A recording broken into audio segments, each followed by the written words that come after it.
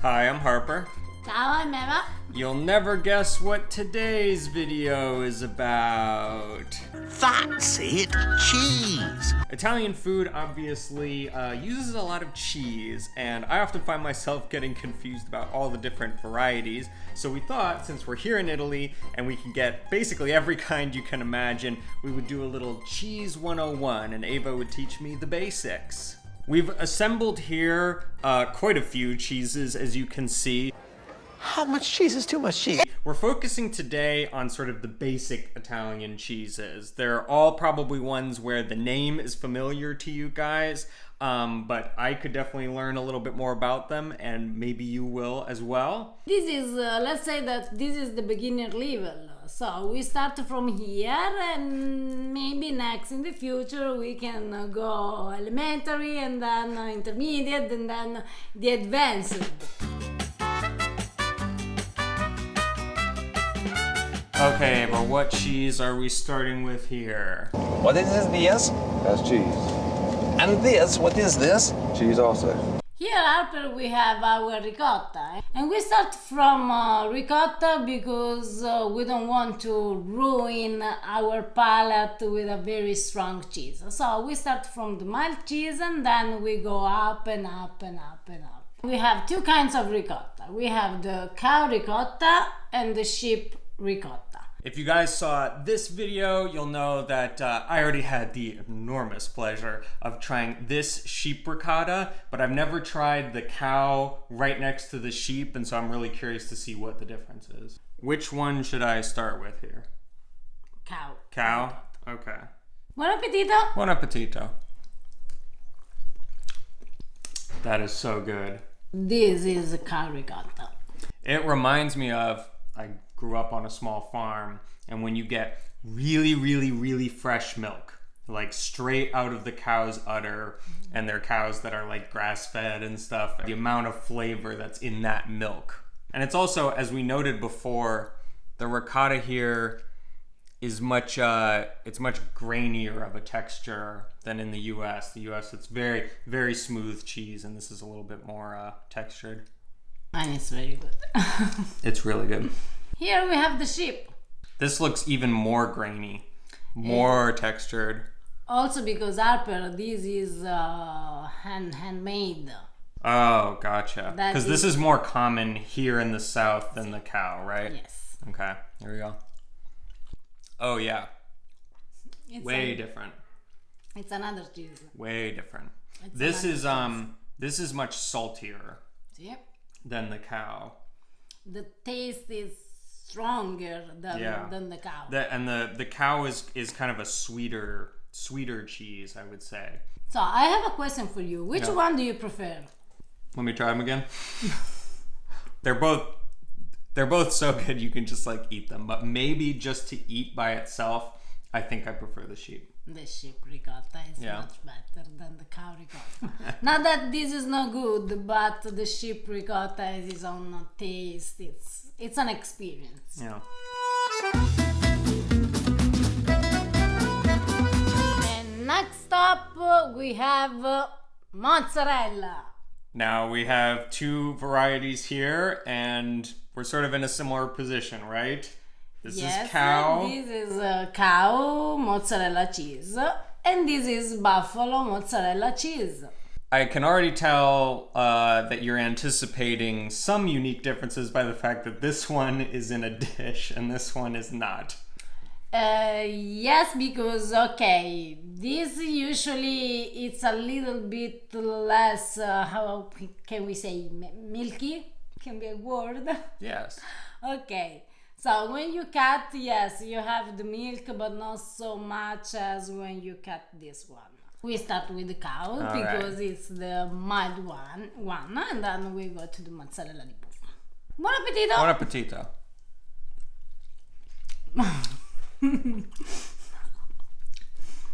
That's another one where that if you've ever had really, really, really fresh milk, it has that wonderful, almost floury taste to it. Now, Harper, ready for the buffalo mozzarella? Yes, I want to see what this looks like when you cut into it. Yep, definitely a bit more milk in that one. In order to have a real the river, you should go and eat mozzarella di bufala where they make mozzarella di bufala. When it's really, really fresh, that's when you get that. But when you go there in Battipaglia or in Caserta and you buy the mozzarella di bufala where they make, it's like the wonderful waterfall of milk. Now, I've had this before, but never immediately side by side with just normal cow mozzarella. So here we go. Appetito. Buon appetito.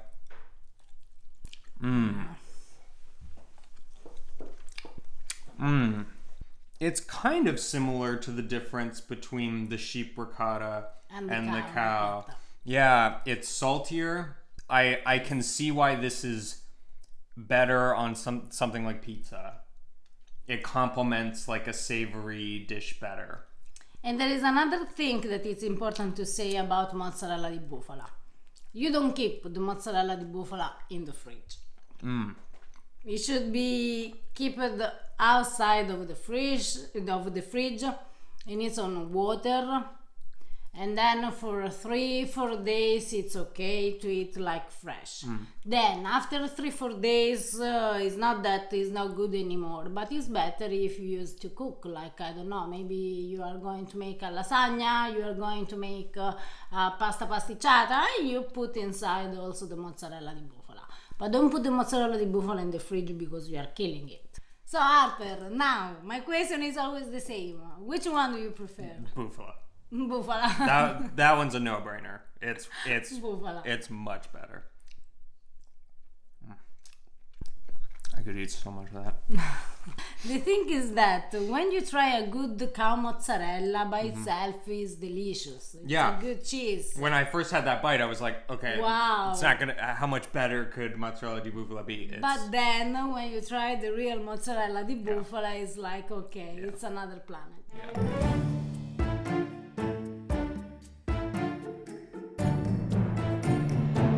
Okay, so we're done with mozzarella. And yet, Harper, because we have one thing that it's mozzarella, but it's not mozzarella. And it's this. Looks like mozzarella. It's not mozzarella. This is burrata. Oh, yes. So this is, correct me if I'm wrong, I remember this from dishes you've made. It's like mozzarella, but when you cut it open, it's like super milky. It's like mega milky. Actually, the burrata should be made by the external part of mozzarella, but the inside part is made by stracciatella. And stracciatella is this very creamy and milky mozzarella shredded.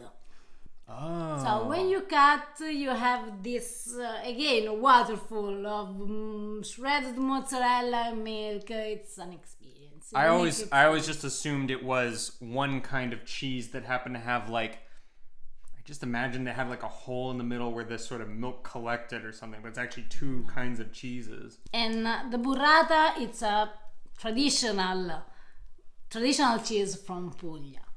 I see. So yeah, now that I'm looking at it, it does look like two different cheeses. It looks like one very, very creamy, soft cheese inside of a harder external shell. The ones I've seen in the US also, they're more liquid when you cut into them. Is that normal?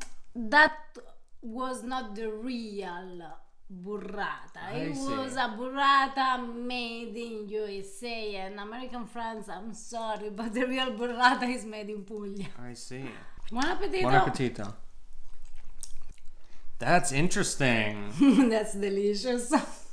It kind of tastes to me. Okay, the texture is completely different from The mozzarella. mozzarella. It's very it's very soft and kind of creamy. But the taste to me sort of reminds me of a mixture of the two kinds of mozzarella. You have the kind of saltiness of that's similar to the mozzarella di bufala, but also a bit of that sort of sweet, floury cream taste of the cow. Wow. He said everything. With wow, he said everything that a person should say. This can be a condiment for a pasta or for a pizza, for a bruschetta, for example, like a piece of white focaccia with some cherry tomatoes and burrata on, or a frisella with some burrata, but try to not really cook it.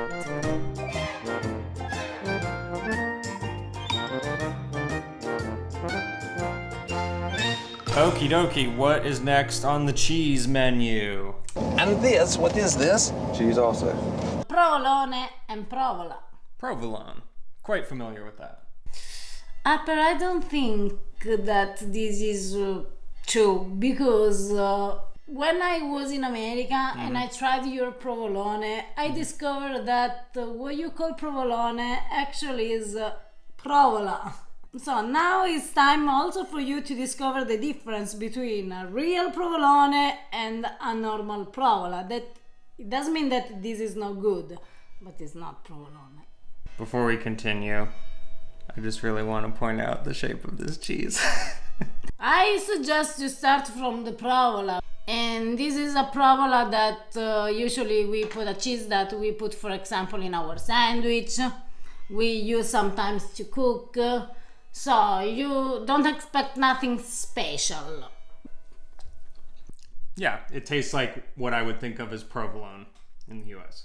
This is what my experience with the provolone in Very US. mild.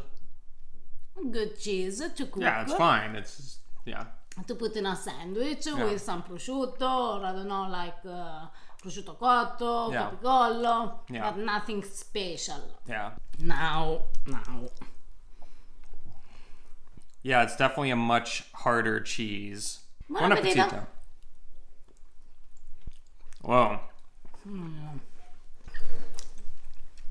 Yeah, that's not provolone. That's provolone. That's provolone. It's spicy.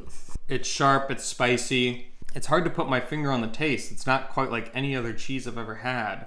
No, it's provolone.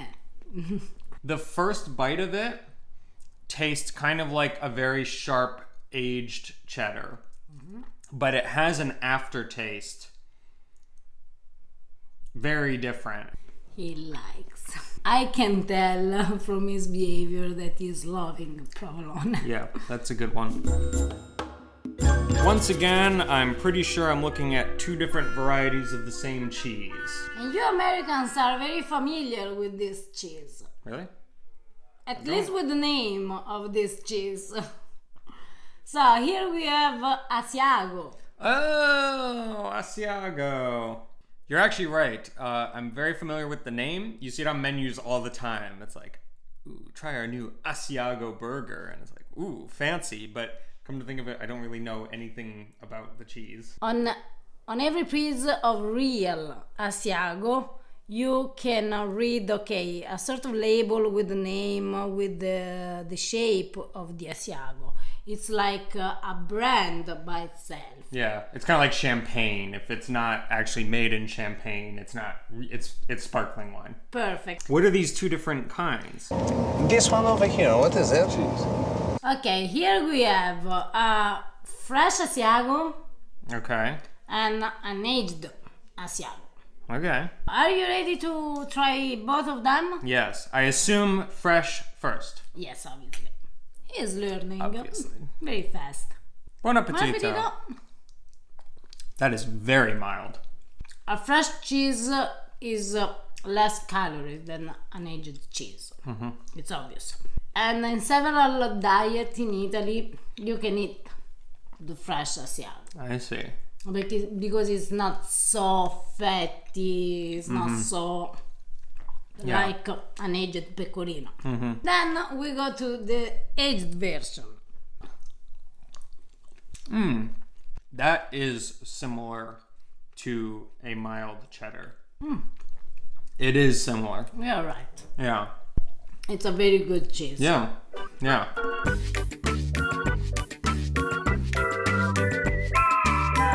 And here we have Pecorino. Okay. This I'm quite familiar with by name. You've used it in a ton of dishes. Pecorino, the first thing is that is sheep milk. Because Okay. pecora in Italian means sheep. So the milk used for this cheese is a sheep milk. Here we have Pecorino Romano, because what you find in US most of the time that you use on your cooking or on the Italian cooking is Pecorino Romano. And is what you use, for example, to make carbonara, to make matriciana, to make gricia.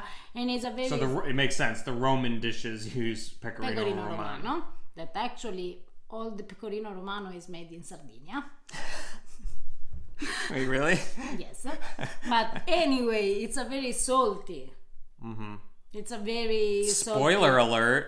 While, for example, this Pecorino Sardo, and also Pecorino Toscano, or also the Pecorino Calabrese, it's salty, but not like this. If it's like half aged, because this is not fresh, but it's not very, very aged, like for example Parmigiano. Usually we eat by itself. Okay. Then if it's very, very hard, you can grate it. Right, it's sort of like you would grate Parmigiano. So let's start with Pecorino Sardo. Buon appetito. Buon appetito. Yes, quite salty. If you, especially having had it so recently, if you have the sheep ricotta and this, you can really start to see the similarities, the very, very salty milk taste. Ready for the Pecorino Romano? I can see why this one is used so much to be like grated over dishes, because it's so salty that it's like a seasoning.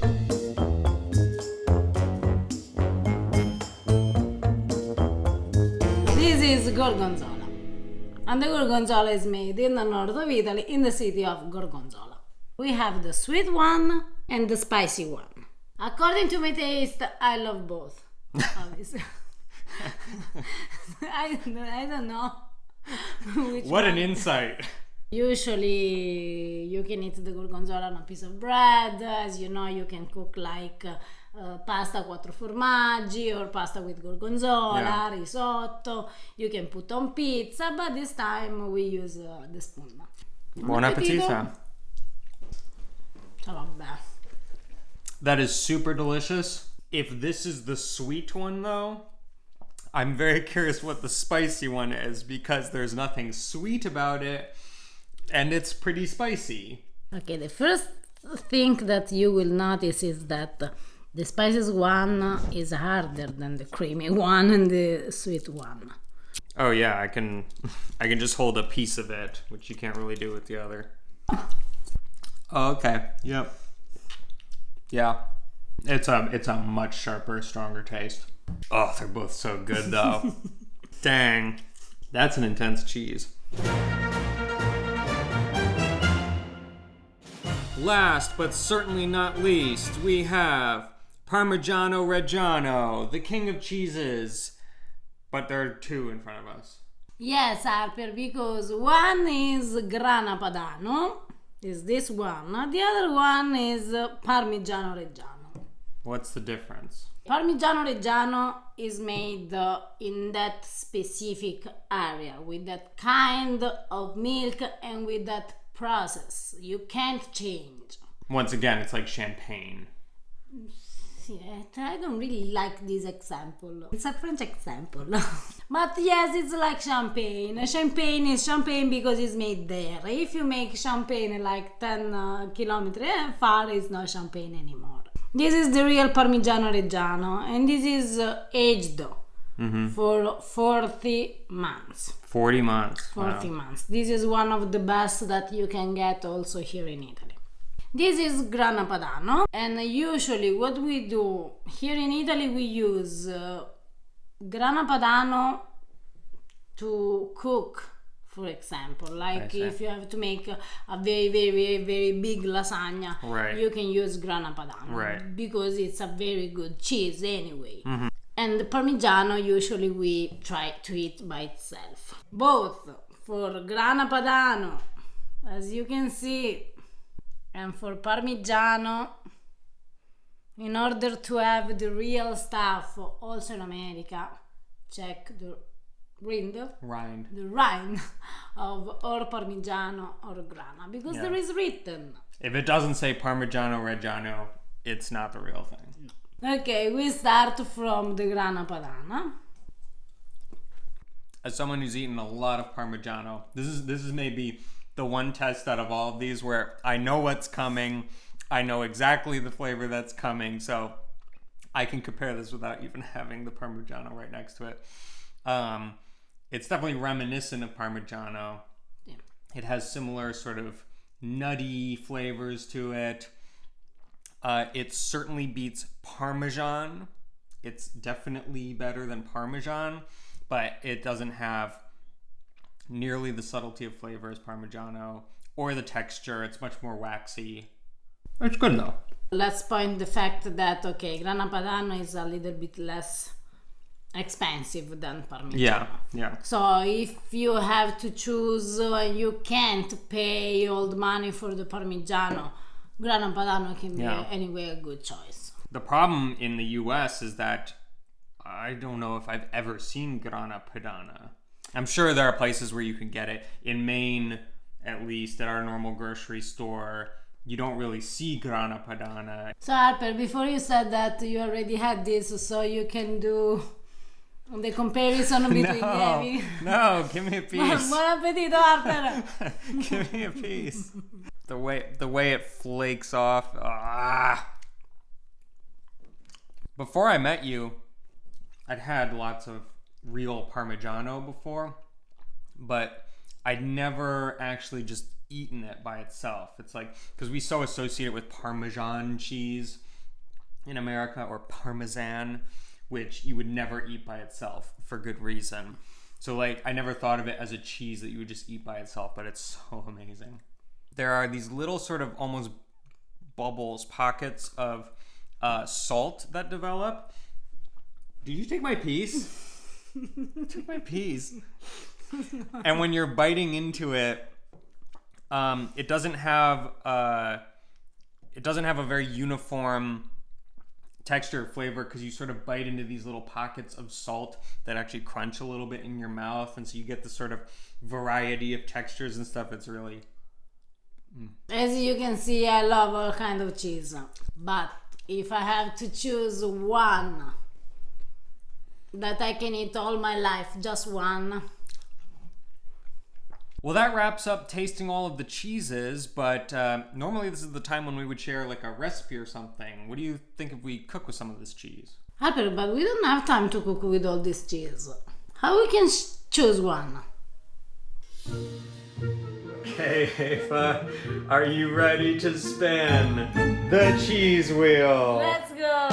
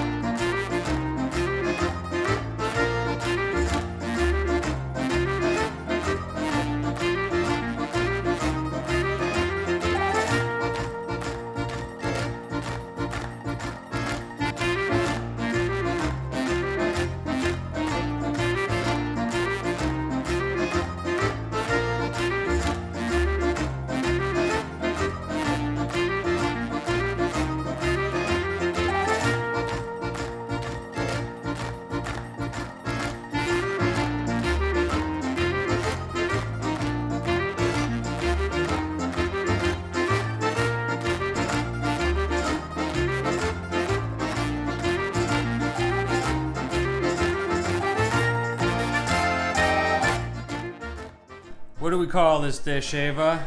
This is pasta with lemon and provolone, the real one. It's a creative name.